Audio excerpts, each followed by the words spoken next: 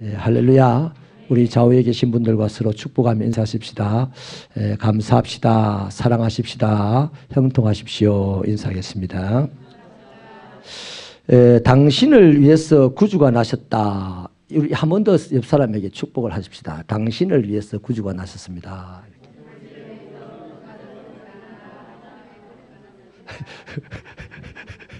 우리 이런 인사하면 참 상투적이죠, 그죠? 당신을 위해서 구주가 나섰습니다. 이랬을 때요, 제가 필리핀에서 돌아오는 길에 필리핀 사람, 대구에서 일하는 사람을 만났는데, 아버지 장례식을 이제 막 치르고 한국에서 허락을 안 해가지고 장례식을 치르자마자 이제 이 한국으로 돌아오는 비행기를 탔더라고요. 이제 얘기가 돼가지고 대구에서 일을 하는데 장례식을 치르고 돌아간다. 대구로 가는 길이다. 가족이 있나 그러니까 부인이 있는데 이제 돌 앞두고 있는 아들이 하나 있다더라고요. 그래서 많이 마음이 쓸쓸하고 힘들겠네 했더니 막 울어요. 막 울길래 예수를 믿냐 이러니까 자기는 가톨릭 신자라 하더라고요. 그래서 제가 이 말을 했습니다. 당신을 위해서 예수님이 이 땅에 오셨습니다. 이랬더니요, 얼마나 대성통곡을 하는지요. 그분들도 아마 천주교에서 예수에 대해서 듣잖아요. 듣는데 외국인이 노골적으로 비행기 안에서 자기에게 당신을 위해서 예수님이 이 땅에 오셨습니다. 이랬더니요, 그것이 어마어마한 자신에게 충격적인 소식이 되었던지 너무너무 새로운 감회의 눈물을 막 흘리더라고요. 그래서 이제 이런저런 단순한, 제가 영어가 좀 짧아서 단순한 복음을 전했는데 이분이 교회를 가겠대요, 대구에서. 그 이후로는 내가 소식을 모르는데 비행기 트랩을 내릴 때 참 행복하게 내리는 모습을 봤습니다. 걱정이 태산이던데 내릴 때는 행복하게 내리고 인사하고 가는 걸 봤고요. 또 한 4, 5년 전에 김해에서 김해 박물관 앞에서 전도할 일이 있었는데요. 한 젊은 미씨가 임산부였어요. 만삭이 된 임산부가 이 벤치에 아주 우두커니 이렇게 이제 슬픈 표정을 하고 앉아 있었어요. 그래서 제가 거기 가가지고 뭔가 걱정이 있습니까 하니까 대번에 아기를 낳아야 되는데 자기 남편이 실업자가 됐다는 거예요. 그래서 내일 모레 아기 낳아야 되는데 남편이 실업자가 되어 있고 마음이 답답해서 이렇게 바람소리 나왔다 그래요. 그때 제가 또 한번 이 말을 해봤습니다. 당신을 위하여 예수님이 이 땅에 오셨습니다. 그때도 그분이요, 굉장히 위로를 받는 것을 봤어요. 우리 옆 사람에게 한 번 더 인사하십시다. 당신을 위하여 이 땅에 예수님이 오셨습니다.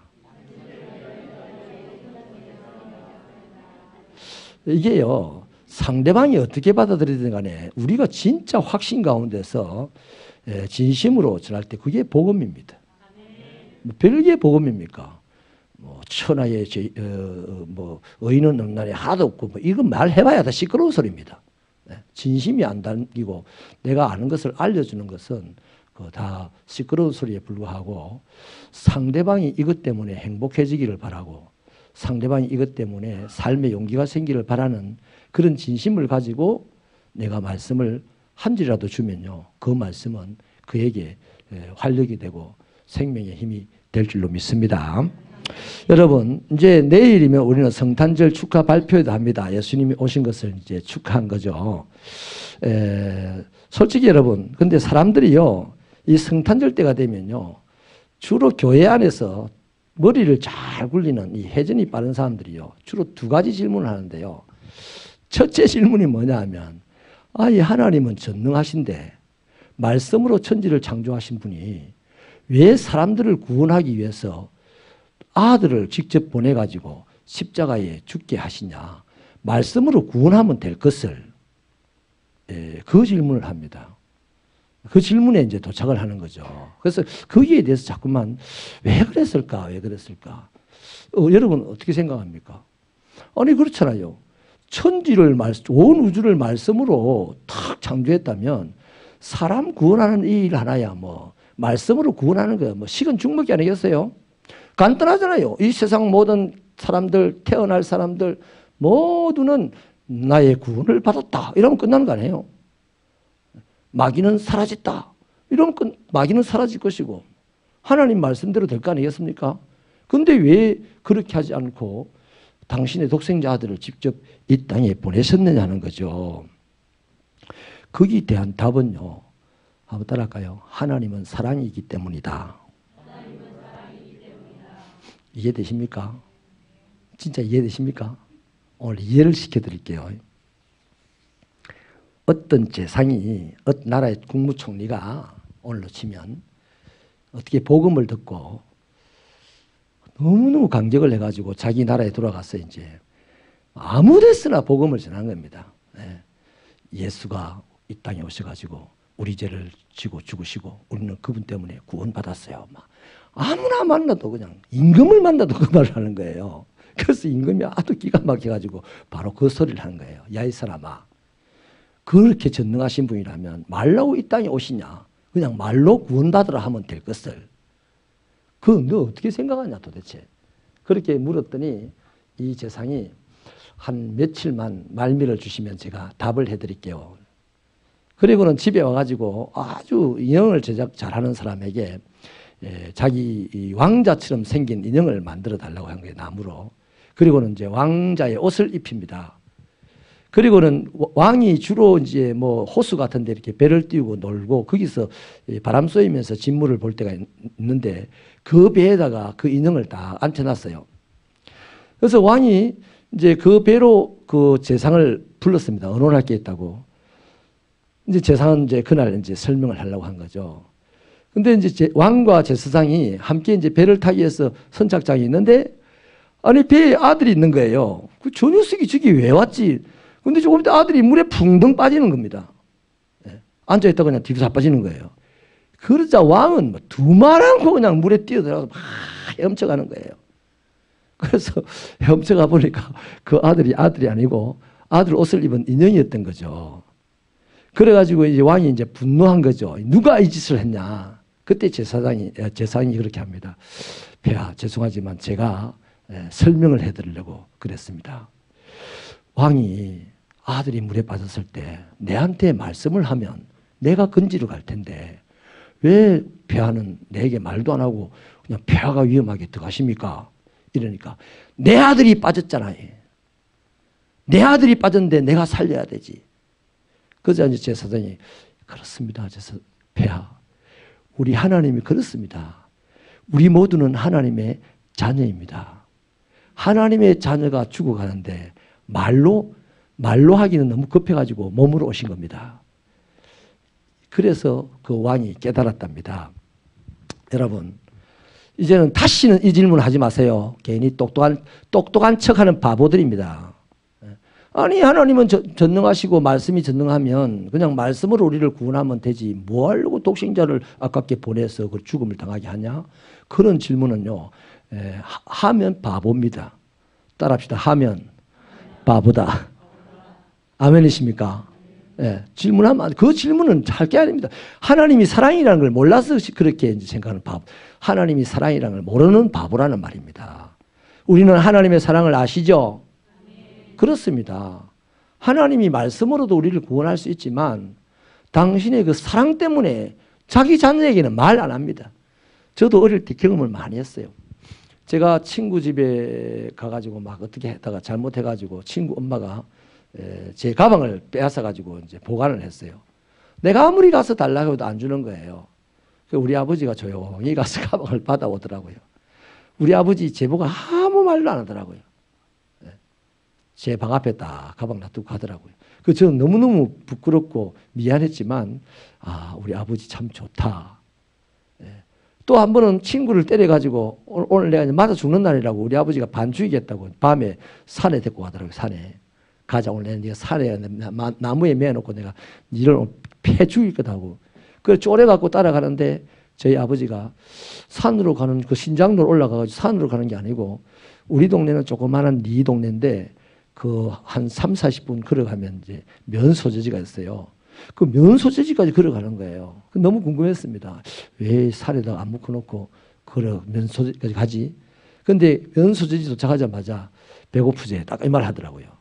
그래서 아니요 이러니까 뭘 마 배고프지 하면서 중국집에 데리고 와가지고 짜장면 사주더라고요.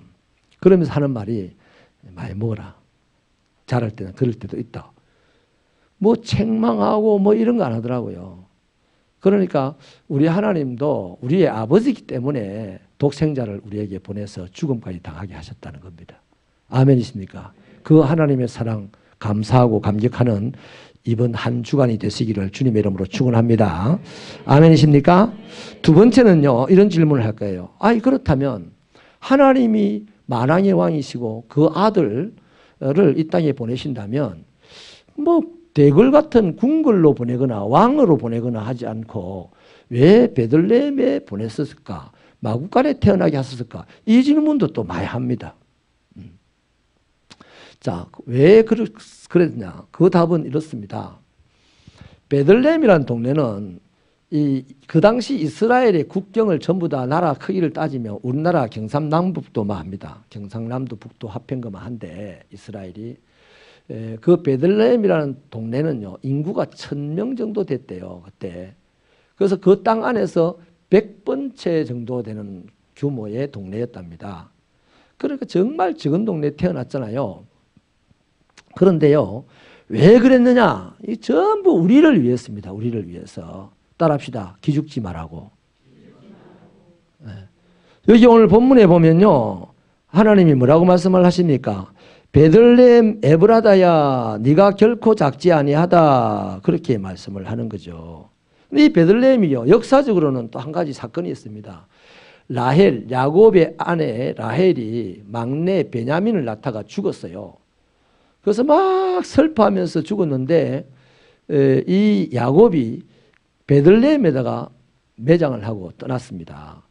이게 베들레헴이라는 동네는 정말 죽음이 기억나고 슬픔이 기억나고 동네도 조그만하고 뭐 이런 곳이에요. 정말 이스라엘 땅 안에서도 작은 곳 그런 곳이었는데 오늘 성경은 유대 땅 베들레헴아 너는 유대 고을 중에 가장 작지 아니하다. 내게서 한 다스리는 자가 나와서 내 백성 이스라엘의 목자가 되리라 하였습니다. 여러분 예수가 태어나는 날 베들레헴에서 태어났는데 예수 때문에 베들레헴이 딱 한번 언급을 더 당하잖아요. 작지 아니하도다. 유대 나라에서 작지 아니하도다. 제일 작은 나라, 제일 작은 동네인데 예수 때문에 작지 아니하다 하는 언급을 지금 받습니다. 여러분 거제도 가면 대계라고 하는 동네가 있습니다. 뭐 가구수가 한 30, 20호 정도 돼요. 그런데 그 대계라는 동네를 대한민국 국민들 많은 사람들이 알아요. 왜냐하면 김영삼 대통령이 태어난 곳이 돼가지고요. 그래서 사람들이 한 해에 몇만 명이 막 왔다 가니까 대계 동네 사람들이 다 부자입니다. 네. 다 엄청 부자예요. 관광객들 와가지고 뭐 시금치도 온 김에 사가고 김영삼 대통령이 먹었던 시금치도 하고 뭐 김영삼 대통령이 먹었던 그 골파닭하고 뭐 이렇게 파는데 이상하게 관광객들도 그래 그러면 산대요. 그래서 다 부유하게 삽니다. 그 조그마한 동네가 대통령 하나 났다고 그 작은 베들레헴이 예수 탄생했다고 작지 아니하다 말씀을 이미 성경이 언급했는데 성경 말씀은 절대로 없어지는 말씀, 실없는 말씀이 아니잖아요. 후회하지도 않는 말씀이요. 반드시 실행되는 말씀이잖아요. 보십시오. 지금도요. 성지순례 가는 사람들이요. 이스라엘 땅에 들어간다면 베들레헴을 안 가고는 성지순례 했다는 말을 못합니다. 이스라엘 땅에 들어간 성지순례자들은요. 반드시 베들레헴에 들어갑니다. 그 베들레헴이라는 동네는 세계 지도에도 어마어마하게 중요하게 표시되는 곳이고 전 세계인들에게 베들레헴을 모르는 사람이 없도록 각인되어 있습니다. 세월이 2000년이 지나가면서. 그러니까 베들레헴이 예수님 태어나는 그날까지는 가장 적은 곳이었지만 예수님이 태어나는 순간 적지 아니하다는 말씀을 들었고 그리고 2016년이 지난 지금 그 베들레헴은 대한민국보다는 훨씬 더 유명한 동네가 됐다 이 말이에요. 아멘입니까? 바로 예수께서 베들레헴의 그 작은 동네에 태어난 이유가 그것 때문에 작은 동네를 크게 만들어 주려고. 고린도 후서에도 이런 말씀 있잖아요. 우리의 약한 것을 들어서 강한 자들의 것을 부끄럽게 만들었잖아요. 우리의 미련한 자를 들어서 지혜롭다고 하는 자를 부끄럽게 만들었잖아요. 하나님은 약자를 강자 만드는데 항상 재미있어 하시는 분입니다. 그러니까 오늘 이 시대를 살아가는 사람들이요, 왜 마음의 병이 듭니까? 내가 약하다 생각하니까 마음의 병이 되는 거잖아요. 내 자존감을 내 스스로가 약하다, 적다라고 생각을 하니까 병이 드는 거예요. 그런데 그 사람이 결코 일어날 가능성이 없어요. 오직 예수 그리스도를 거기에 모시면 일어나는 겁니다. 네. 김두한이라는 사람은 깡패입니다. 그 깡패가 뭐 나는 한평생 깡패짓이나 하다가 막 그렇게 죽을란다고 세상을 막 살았어요. 그런데 그 사람이 어느 날 자기 아버지가 만주에서 독립운동을 했던 김자진 장군이 자기 아버지라는 사실을 알게 되는 순간 충격을 빡 받고는요, 이렇게 합니다. 아이, 그러면 나를 이런 식으로 깡패처럼 살도록, 고아처럼 살도록 하면 안 되지. 이렇게 후회하는 것이 아니라, 우리 아버지가 나라를 위한 김자진 장군이었다면 나는 어떻게 살아야 되느냐? 나는 어떻게 살아야 되느냐? 나도 우리 아버지처럼 살아야 되지 않겠나? 그래서 마음을 고쳐먹고 이제 바른 삶을 살면서 정치활동을 하고 국회의원까지 하게 된 거죠. 그렇습니다. 우리 세상을 살아가는 사람들이 다 자기 약한 것 때문에 이 세상이 괴로워요. 다른 사람 때문에, 환경 때문에 괴로운 게 아니고 내 안이 약해서 괴로운 겁니다. 그렇기 때문에 그건 방법이 없어요. 오늘 말씀을 복음으로 들으시기 바랍니다. 하나님의 말씀, 예수 그리스도가 내 안에 있다면 그날로부터 나는 커질 것만 남았어요. 위대해질 것만 남았다 이 말이죠. 우리 새벽교회 60년 전에 뭐 다 쓰러져가는 초가 오두막에 뭐 시작을 했다는 얘기를 들었는데요. 그 예수를 모시고 지금까지 오면서 60년 동안 이렇게 아름답게 만들어졌어요. 주님이 오시는 날까지 더 아름다워질 겁니다. 이제는 주님이 오시는 날까지 이곳에서 신앙생활하던 사람들도 아름다워지고 위대해질 것이라고 믿습니다. 왜? 예수를 모셨기 때문에. 이것 때문에 바로 베들레헴에 태어났다는 거예요. 예수님이. 저와 여러분을 위대하게 만들기 위해서. 나는 약했어. 나는 가난했어. 나는 못 배웠어. 나는 못났어. 아무것도 할 수 없는 사람이야. 이 더러운 세상 내가 살아야 되는 말은 내가 이렇게 살아갈 수밖에 없는 우리들을 위하여 우리 가운데 오셨다 이 말이에요. 우리 가운데.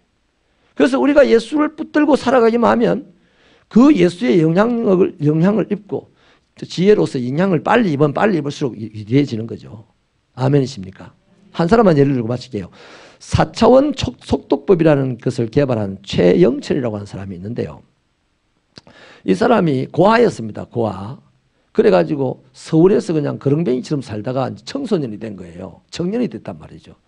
근데 다 이쁜 아가씨들하고 데이트도 하고 막 이렇게 살아가는데 자기는 이렇게 고아로 살아서 거렁뱅이로 아직까지 직업도 변변치 없고 뭐 하루 일하고 며칠 굶어야 되고 이런 식으로 살아가는, 자기가 하도 한심해가지고 또 어느 날 몸이 아파서 병원에 가보니까 심각한 그 고질병에 걸려 있는 거예요. 그래서 죽고 싶어가지고 내가 죽어야지 하고 이제 버스를 타고 병원에서 돌아오는데, 돌아오는 그 길에 버스 기사가 예수 믿는 사람이었던지 조영기 목사님의 설교를 틀어놨더래요. 또 그렇다고 오늘 집에 가서 맨날 조영기 목사 설교 듣지 말고 차라리 제 설교를 들으세요. 네. 조영기 목사님 설교를 딱 듣는데 그 목사님 설교 말씀이 예수님의 재림에 대한 설교였는데, 주의 임하심은 동해 번쩍하는 것이 서해 번쩍하는 것 같이 한꺼번에 임한다는 말씀을 하시거든요. 그 말씀을 듣는 순간 희한하게 가슴이 확 열리더랍니다. 그게 신기하다. 집에 와가지고 자꾸 그 말씀 생각 신기하다. 지금 집에 가면 죽으려고 했는데 그 말씀 때문에 신기하다 하다가 다음 일요일 날 내가 그분 교회에 한번 가보자. 그래가지고 그분 교회 가서 설교 말씀을 듣고 내 죽어서는 안 되겠다. 살아야 되겠다. 이러면서 이제 그분이 독서를 하는 거예요. 독서를 이렇게 하면서 계속해서 동에서 서에 번쩍하는 것이 계속 그 말씀이 맴도는 거예요. 그걸 보면서 딱 책을 봤는데 하나를 폈어요. 하나를. 여러분, 요걸 한 페이지를 지금 2페이지가 나오는데 이거 펴면 저와 여러분 눈에 다 들어옵니까? 안 들어옵니까? 다 들어오잖아. 읽지를 못하지만 눈에 다 들어오잖아요. 읽지 못할 뿐입니다. 우리가 머리가 못 따라가서 못 읽지 요 망막에는 다 빼겠단 말이에요. 이 사람은 그걸 믿었어요. 그래서 4차원 속독법이라는 것을 그때부터 그걸 믿고 계속 책장을 믿고 넘겼답니다. 믿고 넘겼다. 그래서 개발을 한 것이 4차원 속독법인데요. 제일 처음에 이분이 그 실험을 한 것이 황순원의 소나기 있잖아요. 소나기. 단편소설. 그거를 1분 30초 만에 다 읽었답니다. 근데 읽었느냐 안 읽었느냐 이제 그건 시험을 쳐보면 알잖아요. 처음 내용을 딱 읽혀놓고 그 내용을 국어 시험 치듯이 쳐보면 알잖아요.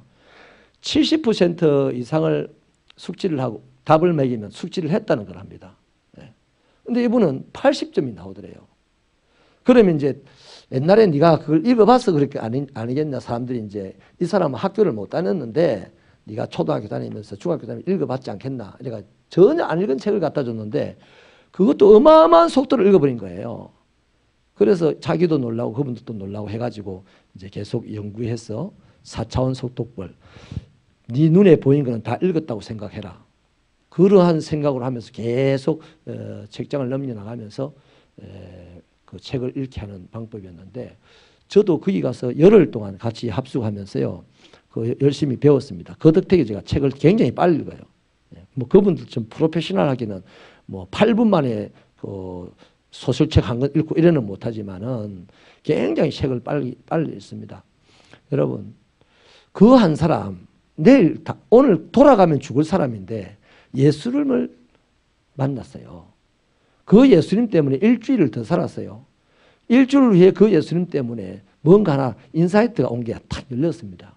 그 예수님 때문에요. 지금요. 전국에 지부가 몇 개 있는데요. 수십억 부자입니다.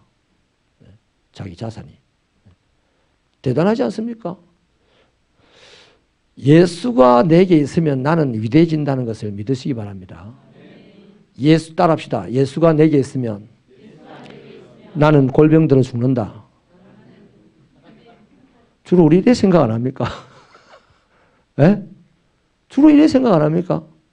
그래서 예수가 나를 적당한 거리에 두고 내가 필요할 때 가서 팍 잡고 내가 썩 필요치 않으면 손해보겠다, 골병 되겠다 싶으면 모른 척하고 가고 이래 안 합니까 우리? 예. 여러분 예수를 다 붙잡고 살면 반드시 위대해지게 됩니다. 네. 우리 새벽교회 성도 여러분, 이 크리스마스를 내일 앞두고 제가 베들레헴 에브라다야, 베들레헴에 오신 예수님을 왜 설교하느냐? 두 가지입니다. 하나님의 사랑이라는 것 때문에. 하나님이 우리를 위대한 인생 만들게 하려고 베들레헴에 굳이 택해가지고 오셨다. 우리를 굳이 택해가지고 오신 거예요.